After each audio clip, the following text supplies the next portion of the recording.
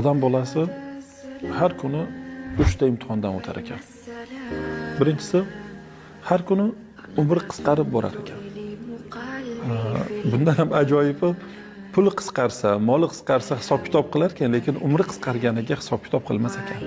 Vaholanki ketgan pul qaytishi mumkin, lekin ketgan umr hech qachon qaytmas ekan.